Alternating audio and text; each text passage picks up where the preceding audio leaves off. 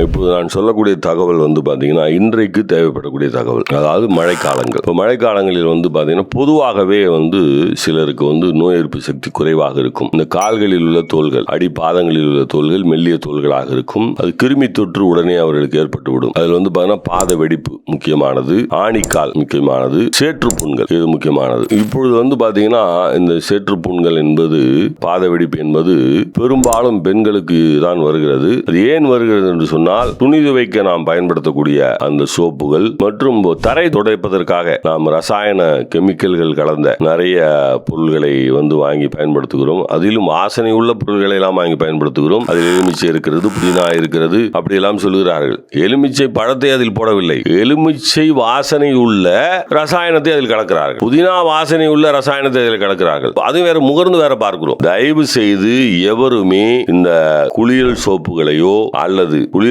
சோப்புகளை கூட முகர்ந்து பார்க்கலாம். துணி துவைக்கக்கூடிய சோப்புகளையோ, வீட்டை சுத்தம் செய்யக்கூடிய அந்த தரைகளை சுத்தம் செய்யக்கூடிய, பாத்திரங்களை சுத்தம் செய்யக்கூடிய அந்த கெமிக்கல் கலந்த, அந்த ரசாயனம் கலந்த அந்த பொருள்களை தயவு செய்து முகர்ந்து பார்க்காதீர்கள். அப்படி பார்த்தீர்கள் என்று சொன்னால் உங்கள் சுவாசப்பை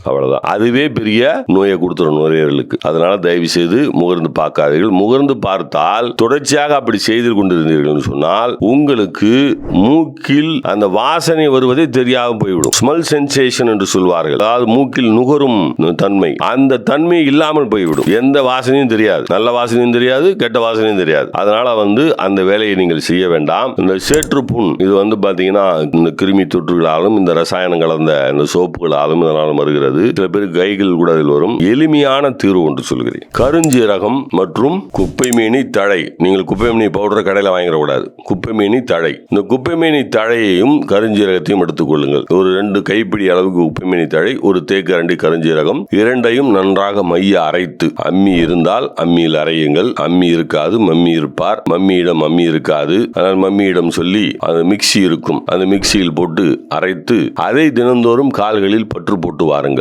அந்த சேற்று புண் இருக்கிற இடத்தில் அது பித்த வெடிப்பு, கால் வெடிப்பு இருக்கிறது, பித்த வெடிப்பு, அங்கே கால் ஆணி, இந்த 3க்கும் இது ஒரே வைத்தியம் தான். இதை செய்து வந்தீர்களானால் ஒரு 30 to 45 நாட்களுக்குள்ளாக இந்த சேற்று புண், பித்த வெடிப்பு, கால் ஆணி இது 3ம் சரியாகிவிடும். பயன்படுத்திக் கொள்ளுங்கள். நன்றி, வணக்கம்.